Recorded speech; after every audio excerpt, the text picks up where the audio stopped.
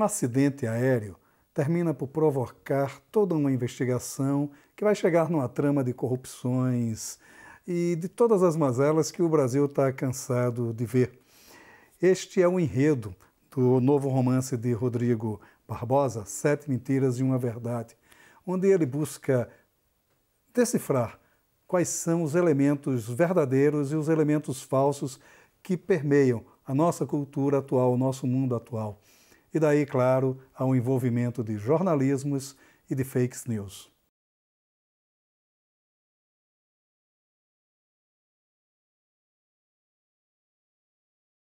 Rodrigo, bom, você está lançando Sete Mentiras e uma Verdade, que é um romance, mas é um romance que está muito voltado à questão do jornalismo, né? Quer dizer, da apuração jornalística. É claro, o fato principal é um acidente aéreo, mas tem todo o mecanismo da apuração jornalística e a sua profissão, você, jornalista de longo curso, até que ponto o jornalismo termina influenciando em sua literatura? Sem dúvida, em todos os sentidos, né, Maurício? Eu queria agradecer a você a oportunidade de a gente estar aqui conversando. Eu admiro muito um trabalho público que valoriza tanto a literatura, os livros, a reflexão, portanto, né, sobre o país. O Sete Mentiras e uma Verdade nasceu em consequência do meu romance anterior, O Homem que Não Sabia Contar Histórias. Depois de muito tempo, como jornalista e como um apaixonado pela leitura da ficção, do romance, eu fiquei diante da reflexão das fronteiras e interpenetrações entre essas narrativas do real e da ficção, dos fatos e da imaginação, e a ideia foi exatamente tentar construir um romance em que essas questões aflorassem, aparecessem.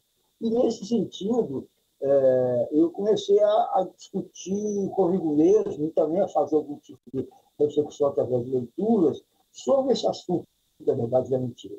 E lendo Nietzsche e tal. E nesse meio tempo, surgiu essa questão se tornou ainda mais relevante, ainda mais presente nas nossas vidas, com essa questão de pós-verdade, fake news.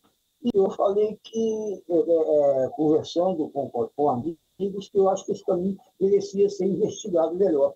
E daí surgiu a história. Agora, a história surge de duas formas. A primeira, com a ideia de um fato motivador, né, de um leitmotiv, que leve o leitor a acompanhar um mistério, né, a tentar decifrar um mistério que tem a ver com esse região que você comentou aí, e cuja investigação é feita por uma jornalista. Ao mesmo tempo, essa questão da verdade e da mentira trouxe para mim muito uma discussão sobre o quanto nós somos seres de ficção nas nossas vidas mesmo, né? Aqui nesse momento eu faço um papel do escritor que dá uma entrevista, né? Esse é o Rodrigo. Existem outros Rodrigos. E foi sobre esses outros Rodrigos que eu pensei, vou desdobrar personagens que tenham a ver com essas outras personas. E aí surgiu, além da jornalista, uma ghostwriter e assessora de comunicação, um apaixonado, um escritor, um compositor, todos eles, um professor, facetas da minha vida, da minha atividade ao longo da minha história aí nesse mundo. E aí o romance vai se desenvolvendo, interligando, né, esse personagem. E tem um fato que o romance ele nasce como a base dele seria uma tese de doutorado, né, em literatura, creio, né, né, como é que foi essa questão de, quer dizer, trabalhar um doutorado, fazer o doutorado, já pensando em tornar a tese final, o trabalho final, em romance? Quando eu fui buscar o doutorado na literatura, na UF, eu conversei sobre a ideia de fazer dessa minha ideia de um romance a tese.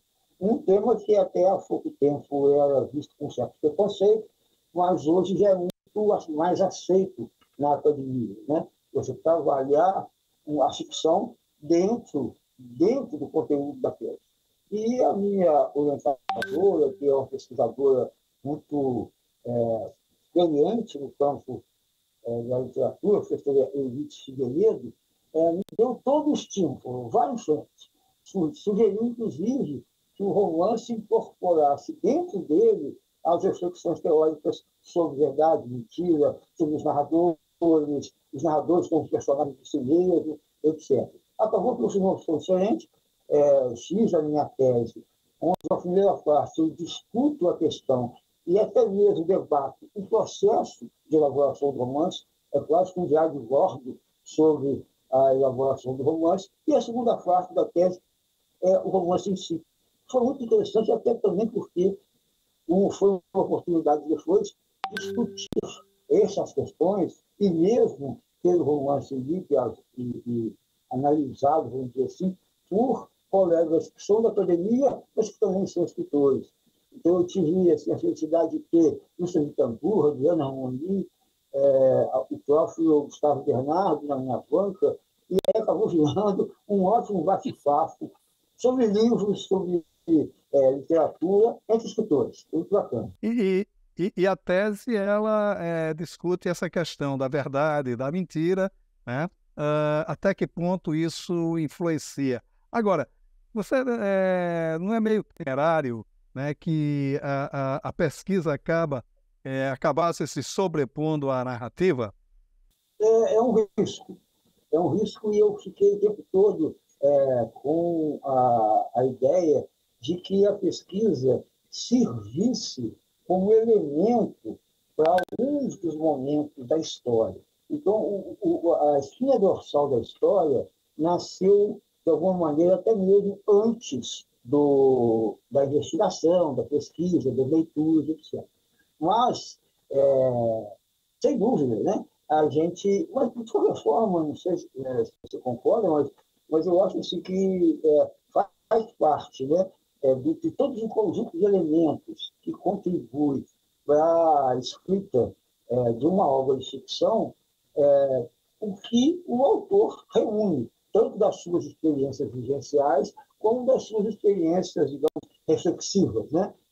Então, eu tentei fazer com que a contaminação não fosse tão grande, mas, ao mesmo tempo, que tivesse a oportunidade de que aquelas provocações de autores, de outros escritores, e mesmo de críticos, sobre a questão da verdade e da mentira, contribuísse também para a composição dos personagens, o desenvolvimento da trama, para cada uma das etapas da história, uma mais focada, assim, como você bem observou no começo, no jornalismo, o fio condutor da história é uma apuração, né? É uma jornalista apurando fatos, mas os personagens que vão se encontrando com ela estão diante de outros dilemas também. Então, assim, foi esse o caminho, e achei que seria interessante também aproveitar a oportunidade da tese, nessa primeira parte, discutir coisas como essa, da relevância, do sentido de se fazer um romance como tese, da questão da relação da construção do romance com o nosso tempo e com a nossa realidade. Eu tenho um capítulo no ensaio que precede o romance, que eu chamo de desmoronamentos, em que eu reflito de maneira muito, digamos, confessional, as minhas grandes decepções que ocorriam naquele momento, e que se refletiam no romance, as decepções com o jornalismo, com a política, mesmo com a arte. Então, é dessa mistura, desse caldeirão de coisinhas aí, e mais foi a ideia de não perder o fio da mirada de uma trama que interessasse para manter a atenção e o mergulho na história de um leitor possível, que isso tudo acontecesse junto. A gente tem o jornalismo, né? A gente tem a pretensão de ser o quarto poder. Eu acho que a gente exerce melhor esse poder na ficção do que propriamente no jornalismo, né? E o romance acaba demonstrando muito isso, né? Era uma das críticas que se fazia ao Jorge Amado, era de que da construção de personagens chapados, né?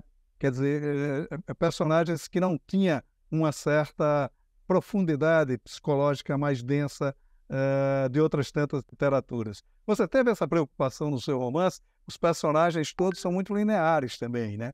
Você trabalhou muito com essa linearidade dos personagens, dos protagonistas, né? A minha preocupação, sim, é o fato de que a escolha dos personagens tinha uma relação muito próxima com a minha vivência, né? Eu achava que, nesse sentido, era também uma maneira de dotar o romance de mais torcidas e também de trazer conteúdos que brincassem com essa fronteira da verdade e da mentira, onde estão ali presentes fatos efetivamente ocorridos, dirigidos por mim, e portanto, que passaram a ser vividos pelos personagens, e fatos que são inteiramente inventados.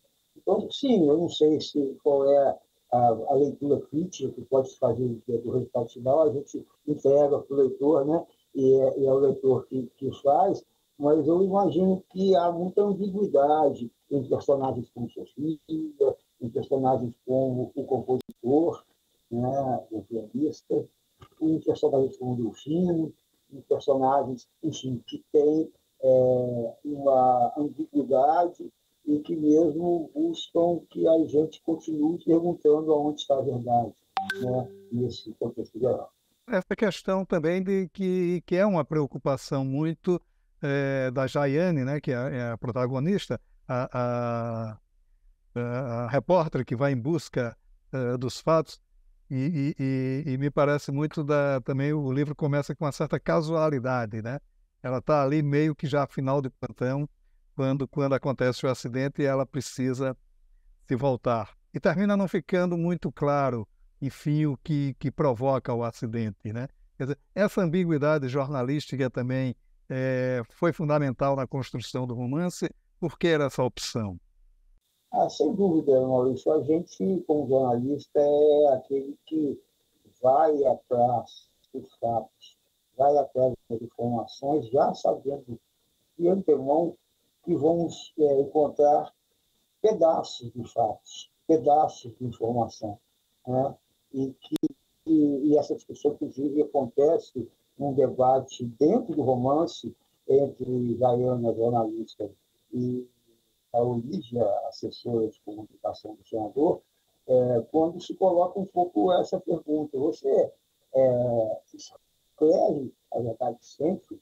E essa questão acaba se materializando no final do romance, quando eu propositalmente, isso não é um spoiler, eu propositalmente deixo que o leitor tome algumas decisões sobre as supostas verdades, se é que verdades existem, né, relacionadas ao acontecimento gerador da história. É um pouco isso que quis fazer que sim, das insuficiências, né, da tarefa de quem busca uma narrativa mais próxima do campo do real, da insuficiência da própria linguagem em ser capaz de traduzir a linguagem por si só já é a criação de um novo real, né? A narrativa do One Piece já por si só um outro fato, a notícia narrada, né?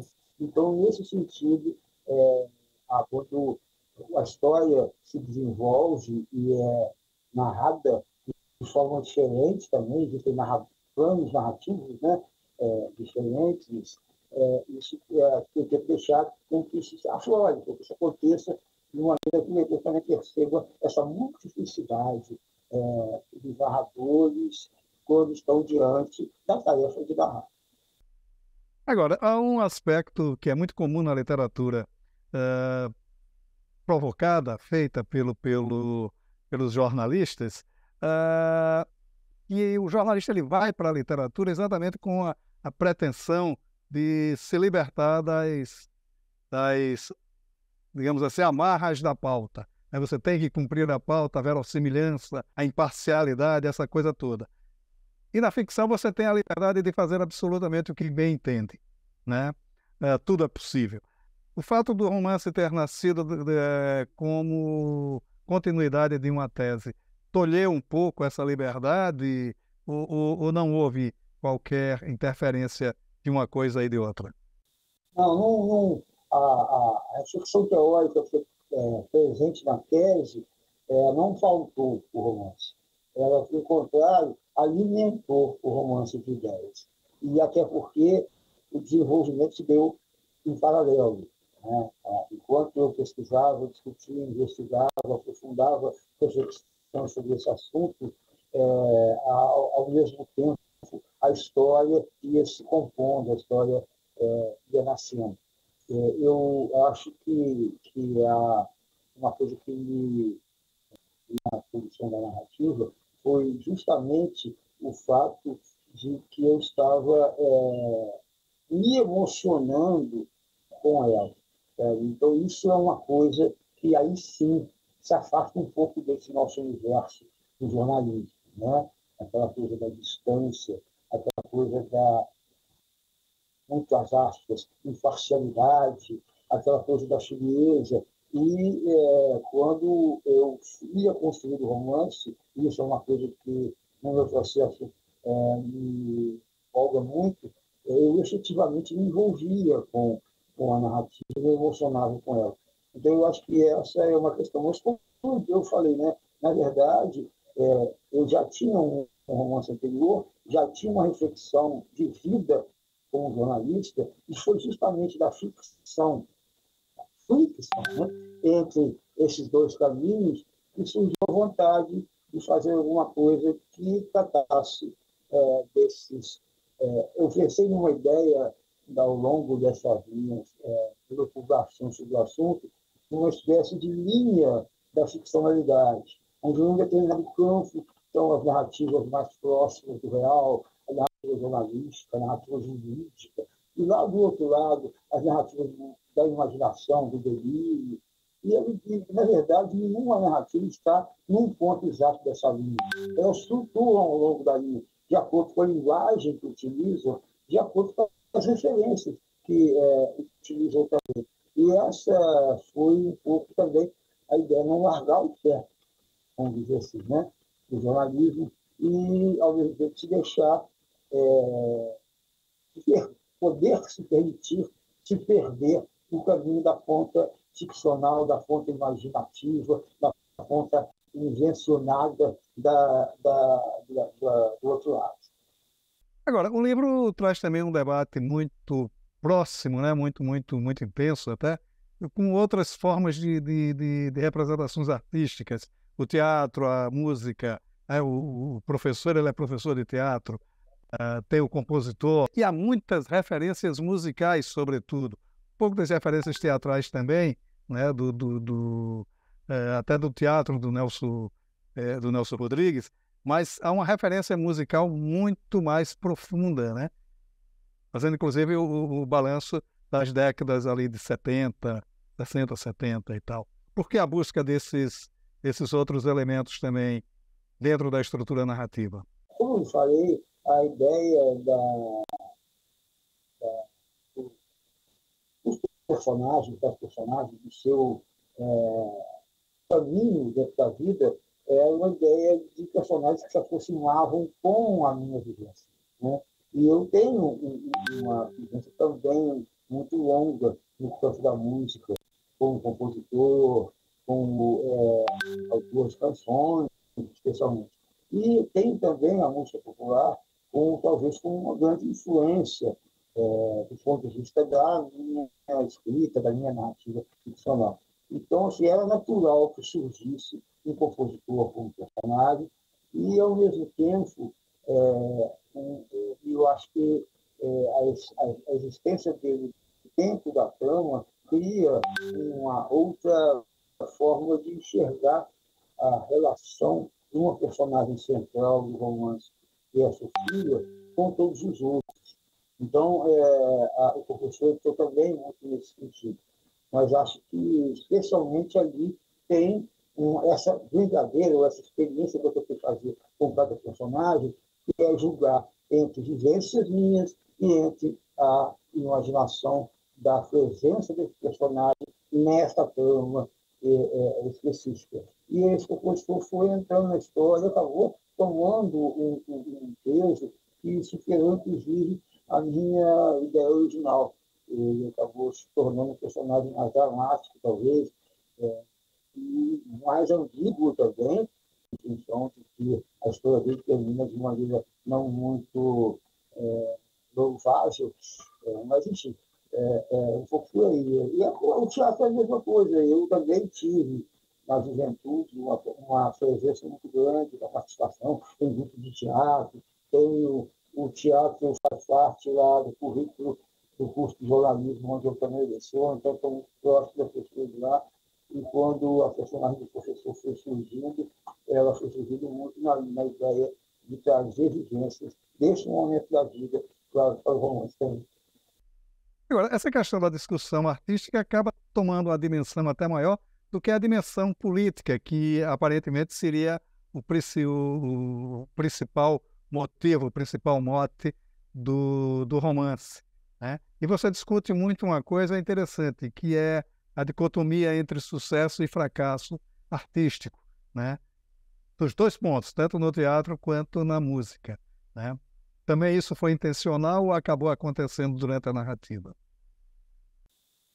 Acabou acontecendo durante a narrativa. Na verdade, como falei, como havia muito a ideia de encontrar referências em vivências, né? Essas referências, muitas das vezes, eram de personagens do meu entorno ou da minha vida, que vivenciaram muito essa gangorra do sucesso e do fracasso. Isso também, no fundo, traz uma outra questão, que é a questão de eu olhar para mim mesmo como artista, né? E até mesmo olhar como escritor em um outro momento, em um outro romance, que viveu também uma gangorra, momentos de maior reconhecimento, momentos de maior obscuridade, né? Maior. Isso eu acho que talvez uma questão que está muito presente e é muito rica no campo da arte, e tem a ver muito com aquilo que eu comentei antes, que foi uma certa crise que eu pessoalmente vivi durante a produção do romance, ao perceber que alguns pilares, através dos quais eu construía a minha vida, estavam meio que desmoronando. Entre eles, além do jornalismo, da política, e da arte. E a arte no sentido da definição dos conteúdos, a produção dos formatos, a decisão das escolhas criativas se dão muito cada vez mais, né, na imposição de situações de verdade. Isso tudo também acabou aparecendo. Na hora que aconteceu isso, eu tive, no meio do processo, eu vivi um momento em que eu até me perguntava, faz sentido escrever esse romance? Faz sentido escrever algum romance? Faz sentido fazer essas reflexões todas numa tese? E esse momento que nós estamos vivendo está aqui, né?